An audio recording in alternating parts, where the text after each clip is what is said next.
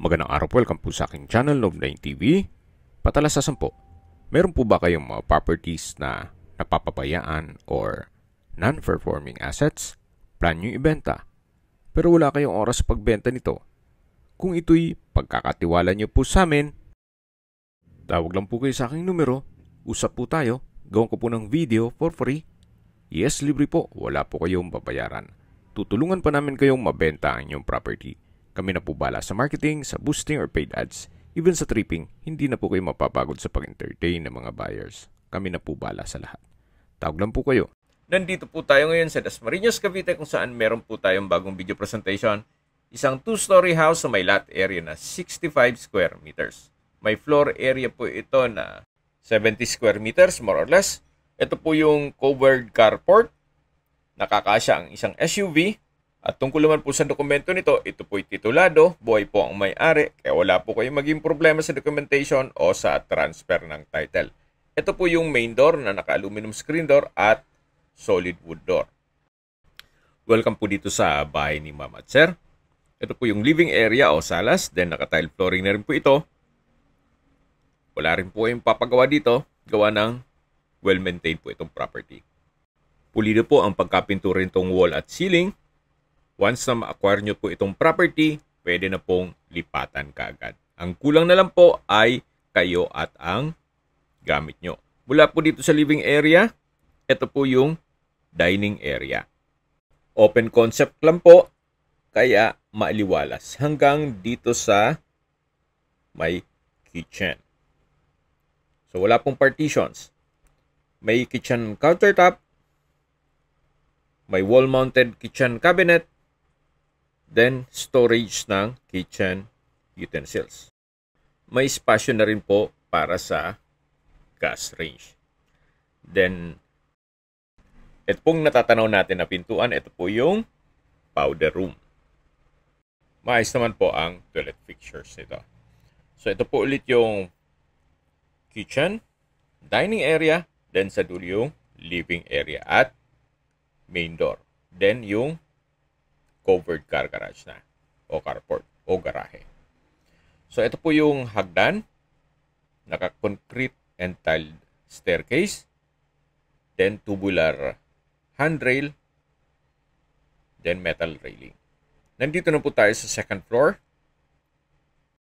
Check po muna natin itong first bedroom. Napakalaki po ng spasyo nito. May bed frame and mattress. Hindi ko lang alam kung kasama po yan. Wala pong nabanggit. Then may study table. May aircon. Then meron pong wall-mounted na TV rack. At dito naman po yung sliding glass door. Papunta dito sa terrace. Na paikot po yan ng security grill. Actually, kung malaking pamilya kayo, pwede pa po itong gawing another bedroom. Then yung first bedroom na dinaanan natin, pwede naman lagyan ng partition. Then lagyan ng kanya-kanyang pinto. So depende po sa inyo kung anong magiging purpose nyo dito. Sayang naman din kasi ng espasyo. Extend nyo lang po yung bubong o roof. Then dito sa gitna, lagyan ng isang toilet and bath na Jack and Jill para sharing na po itong dalawang kwarto.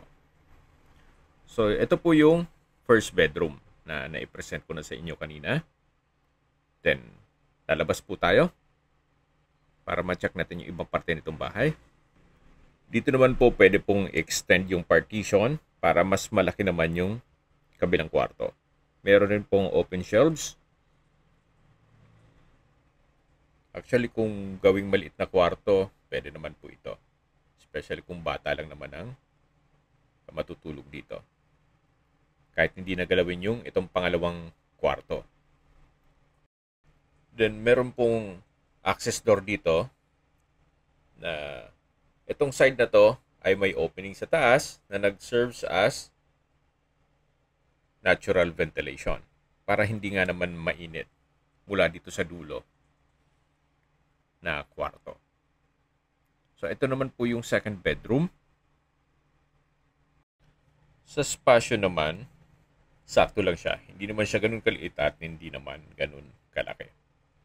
Meron lang mga malaking kagamitan, kaya parang masikip po siya. Pero pag single bed, pwede naman po dito. Then maliit na wall-mounted cabinet.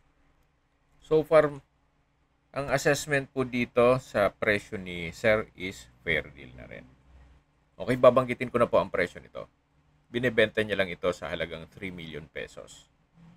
Meron na po kayong bahay dito sa Dasmariñas, Cavite at malapit po sa lahat.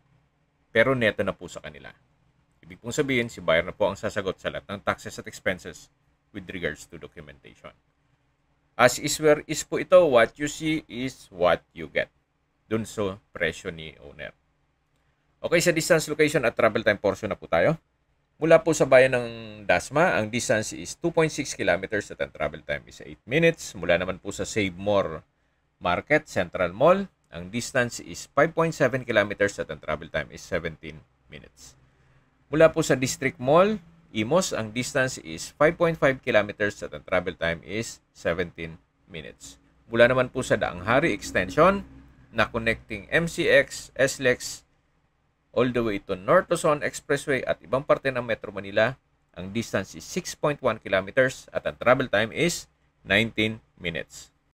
Mula naman po sa De La Salle at Emilio Aguinaldo Dasmariñas Campus at De La Salle Medical Center, ang distance is 5.5 kilometers at ang travel time is 19 minutes. Yan po yung like kong binabanggit sa aking video na dapat nyo i-consider sa paghanap ng property yung meron pong malapit na hospital. Hindi ko naman po sinasabing sakitin kayo. Yan naman po for emergency purpose lang naman. Mula naman po sa Vermosa, sa Daang Hari, ang distance is 8.6 kilometers at ang travel time is 23 minutes. Kung manggagaling naman po sa Manila o sa airport, ang distance is 29.7 kilometers at ang travel time is 55 minutes.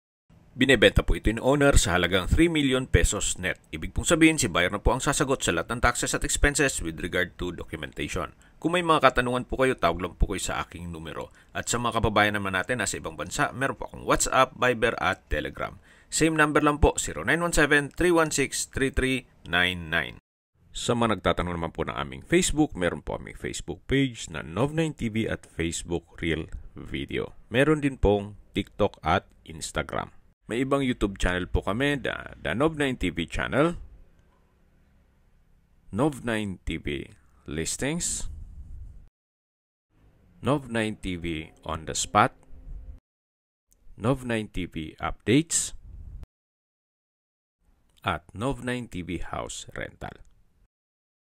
Sana po naibigyan nyo ang video presentation. Paki-like and subscribe na lang po sa aking channel para ma-update din po kayo sa aking future listings.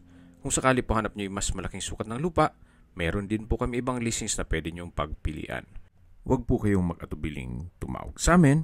Then, let us know your budget para malaman namin kung anong property pwede naming ilog sa inyo. Sa lahat pong viewers, subscriber at nagtiwala po sa amin, salamat po sa suporta. Ingat po kayo lagi at yung pamilya. Maraming salamat po.